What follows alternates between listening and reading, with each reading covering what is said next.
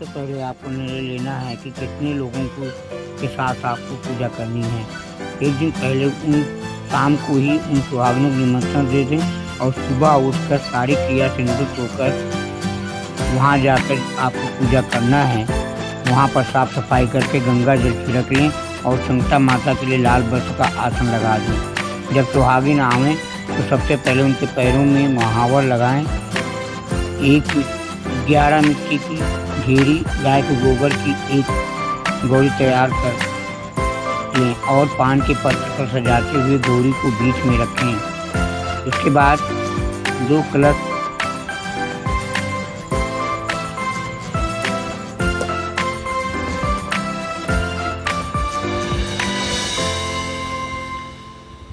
2 कलश आप उपयोग करेंगे, जिसमें एक माता रानी की पूजा के स्थान पर स्थापित होगा। दूसरे कलश का इस्तेमाल आप पूजा के लिए करेंगे और उसके बाद आपको 2 घी के दिए तैयार कर लेना है।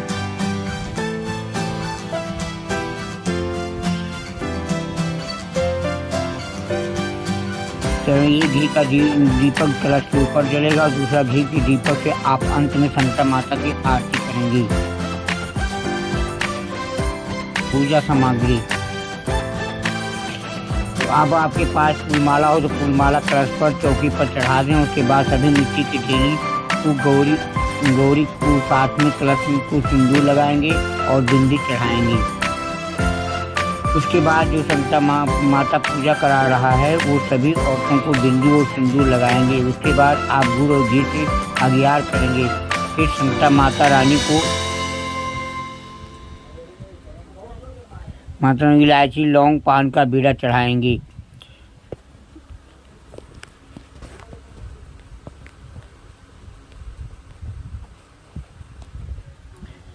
संकटा माता की पूजा में सामग्री चूड़ी, सिंदूर, बिंदी लगती है। आम का पल्लव, कलश, दीपक लगता है। धूप बत्ती, इलायची, लौंग और पान लगता है। गुलाबी रंग और फूलमाला, मिट्टी की 11 ढेली लगती है। गाय के गोबर की गौरी। इस पूजा में 11 औरतें होती हैं, जिसमें 9 सुहागिन, 1 कन्या, 1 विधवा होती है। इसमें कुल 5 किलो प्रसाद रहेगा, जिसमें 2 किलो चावल का आटा उसे भूज लेंगे, 2 किलो चीनी, 1 पाव खोआ, 1 पाव गरी, छुहारा, मसाला। इसे सानकर ढूंढी बनाना है। इसके बाद सीढ़ा, दूध, पानी, चीनी का सीढ़ा बनेगा। उतना बनाइए जितना कि इस्तेमाल हो, बचना नहीं चाहिए, बनाना होगा। और घी और पीड़ा से अगियार किया जाएगा।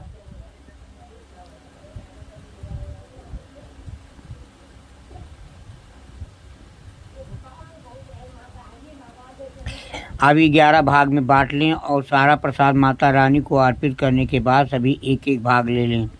और इसके बाद संकटा माता का गीत होता है। अगर किसी सुहागिन को संकटा माता की कहानी आती है तो वो कहती हैं। फिर अंत में संकटा माता की आरती होती है और अंत में अक्षत और फूल से सभी को क्षमा याचना करते हैं। इस तरह संकटा माता की पूजा संपन्न करते हैं। श्री संकटा माता कथा। एक बुढ़िया थी। उस बुढ़िया का एक बेटा था जिसका नाम रामनाथ धन कमाने के लिए परदेश चला गया।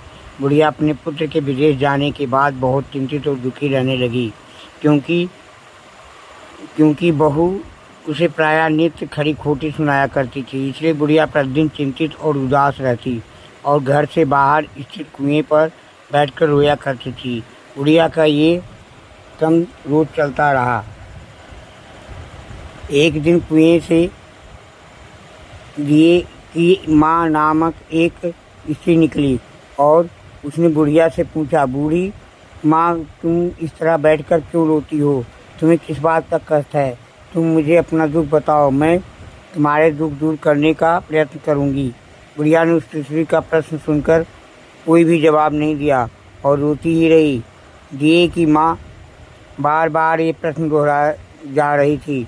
वो बुढ़िया इस बात से झुर्ला उठी। बुढ़िया ने दिए की माँ से कहा, तुम मुझे बार बार ऐसा क्यों पूछ रही हो? क्या सचमुच तुम मेरा दुख जानकर उसे दूर कर दोगी? बुढ़िया की बात सुनकर दिए की माँ ने उत्तर दिया, मैं और से तुम्हारे कष्टों को दूर करने का प्रयत्न करूंगी। बुढ़िया ने दिए की माँ का ऐसा आश्वासन पाकर कहा, मेरा बेटा कमाने के लिए परदेश चला गया है। उसके पीछे मेरी बहू मुझे बहुत बुरा भला कहती रहती है। यही मेरे दुख का कारण है। बुढ़िया की बात सुनकर ये की माँ ने कहा, यहाँ के वन में संकटा माता रहती हैं। तुम अपना दुख उनसे सुनाकर कष्ट से छुटकारा पाने के लिए प्रार्थना करो। माँ बहुत दयालु हैं, दुखियों के प्रति बहुत सहानुभूति रखती हैं। निसंतानों को संतान, निर्धनों को धनवान, निर्बल को बलवान और अभागों को भाग्यवान बनाती हैं। उनकी कृपा से सौभाग्यवती स्त्रियों का सौभाग्य अचल हो जाता है। कुंवारी कन्याओं को अपनी इच्छित वर की प्राप्त होती है। रोगी अपने रोग से मुक्त होते हैं। इसके अलावा जो भी मनोकामना हो वो सभी को पूरा करती हैं। इसमें कोई भी संदेह नहीं है। ये की माँ ने ऐसा विलक्षण बात को सुनकर बुढ़िया संकटा माता के पास गईं और उनके चरणों पर गिरकर विलाप करने लगीं। संकटा माता ने बड़े ही दयालु होकर बुढ़िया से पूछा, बुढ़िया तुम किस कारण से इतने दुख से बार बार रोती रहती हो? बुढ़िया ने कहा, माता आप तो सब कुछ जानती हो, आपसे कुछ भी छिपा नहीं है। आप मेरे दुख को दूर करने का आश्वासन दे तो अपना दुखद गाथा आपको सुनाऊं। बुढ़िया की बात सुनकर संकटा माता ने कहा, मुझे पहले अपना दुख बताओ।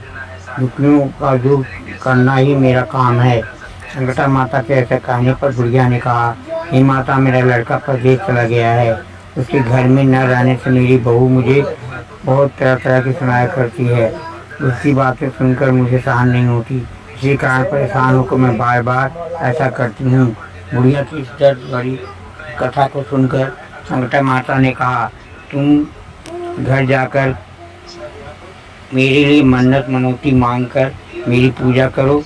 इसमें तुम्हारा लड़का सकुशल घर वापस आ जाएगा। मेरी पूजा के दिन सुहागन स्त्रियों को आमंत्रित कर उन्हें भोजन कराना। ऐसा करने से तुम्हारा लड़का अवश्य तुम्हारे पास आ जाएगा। संकटा माता के कहने अनुसार बुढ़िया ने मनौती मांगकर पूजा की और सुहागिन स्त्रियों को भोजन के लिए आमंत्रित किया। परंतु फिर बात ये हुई कि बुढ़िया ने स्त्रियों के लिए लड्डू बनाना शुरू किए तो उसके 7 की जगह 8 लड्डू बन गए। इस बात से बुढ़िया बहुत ही असमंजस में पड़ गई। ऐसा होने पर क्या कारण है? कहीं मुझसे गिनने में तो गलती नहीं हो रही अथवा अपने आप 8 लड्डू बन जाने का कोई अन्य कारण है। उसी समय संकटा माता एक दृष्टि के रूप में बुढ़िया के सामने प्रकट हुई और बुढ़िया से पूछा, क्यों बुढ़िया, आज तुम्हारे यहाँ कोई उत्सव है क्या? ये सुनकर बुढ़िया बोली, आज मैंने संकटा माता की पूजा की है, सुहागिन स्त्रियों को भोजन के लिए आमंत्रित किया है, किंतु जब गिनकर 7 लड्डू बनाती हूँ तो लड्डू अपने आप ही 8 बन जाते हैं। मैं इसी बात से चिंता में पड़ गई हूँ। बुढ़िया की बात सुनकर संकटा माता ने कहा, क्या तुमने किसी बुढ़िया को भी आमंत्रित किया है? बुढ़िया कहने लगी, मैंने नहीं किया, परंतु आप कौन हैं? संकटा माता ने कहा, मैं बुढ़िया हूँ, मुझे ही आमंत्रित कर लो। ऐसा सुनकर बुढ़िया ने बुढ़िया को दाई संकटा माता भोजन के लिए आमंत्रित कर लिया। इसके बाद बुढ़िया के घर पर सभी आमंत्रित सुहागन यहाँ पहुँचे। बुढ़िया ने सबको लड्डू और अन्य मिठाइयाँ आज का भोजन कराया। इससे संकटा माता और बुढ़िया का पर बहुत प्रसन्न हुई और माता की कृपा से बुढ़िया के बेटे के मन में अपनी माता और पत्नी से मिलने की इच्छा उत्पन्न हुई और वो अपने घर के लिए चल दिया। कुछ दिन बीतने के बाद बुढ़िया संकटा माता की पूजा कर सुहागिनों को भोजन करा रही थी कि किसी ने उसके लड़के के आने की सूचना दी, लेकिन बुढ़िया अपने काम में लगी रही। उन्होंने कहा, लड़के को बैठने दो, मैं सुहागिनों को जिमा कर अभी आती हूँ। लड़की की बहू ने पति के आने का समाचार सुना। उसी क्षण पति के स्वागत के लिए तुरंत घर की ओर चल दी। लड़के ने अपनी पत्नी को देखकर मन में सोचा कि मेरी स्त्री मेरे पर कितना प्रेम रखती है, तो खबर पाते ही उसे मिलने आ गई। मेरी माँ को मुझ पर जरा भी प्रेम नहीं है। मेरे आने की खबर पाकर भी मेरी माँ मुझसे मिलने नहीं आई। जब पूजा का काम खत्म हो गया, सभी सुहागिनें भोजन करके अपने घर चली गई। बुढ़िया अपने बेटे से मिलने के लिए उसके पास पहुंची। माँ के आने का लड़के ने पूछा, तब माँ अब तक कहाँ थी? मैंने कहा, बेटा, मैंने तुम्हारी कुशलता के लिए संकटा माता से मनौती मांग रखी थी, उसे पूरा करने के लिए सुहागिनें जिमा रही थी। संकटा माता के पास से उसका मन अपनी पत्नी से हट गया और माँ से कहा, माँ, या तो मैं यहाँ रहूँगा या तो ये रहेगी। बुढ़िया ने कहा, बेटा मैंने तुम्हें बड़ी कठिनाई से तपस्या से पाया हूँ, इसलिए तुम्हें छोड़ नहीं सकती, इसलिए चाहे बहू का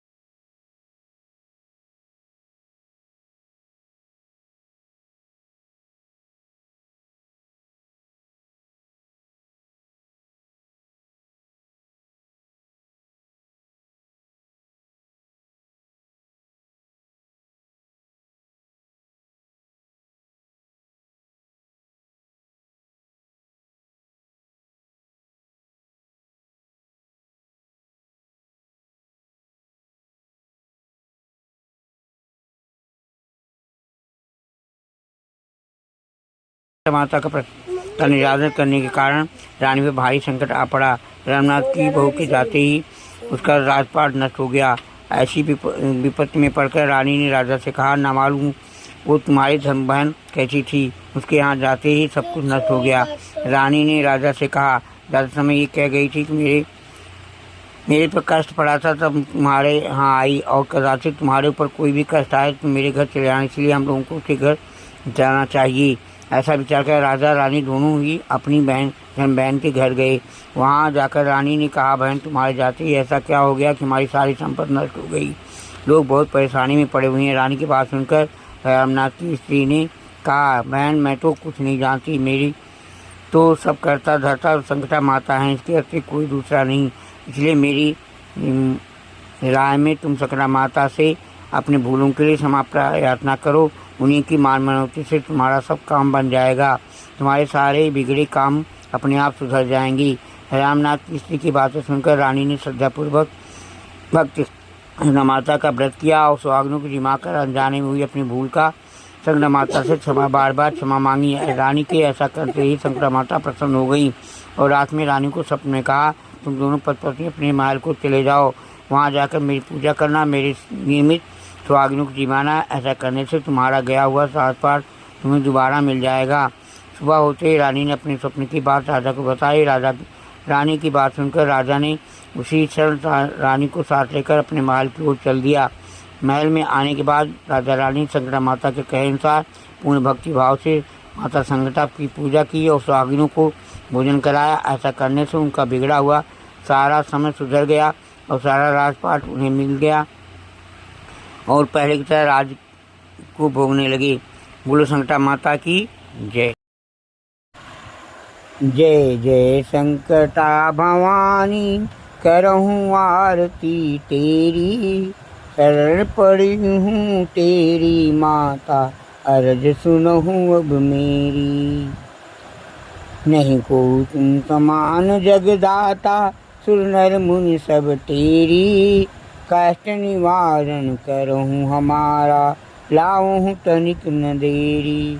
जय जय संकटा भवानी, काम क्रोध और लोभ वश पाप ही किया घनेरी, तो अपराधन जयपुर में आनहु क्षमहु भूल बहु मेरी। जय जय संकटा भवानी, हरहु सकल संताप हृदय का, ममता मोह निवेरी। सिंहासन पर आज विराजे चमर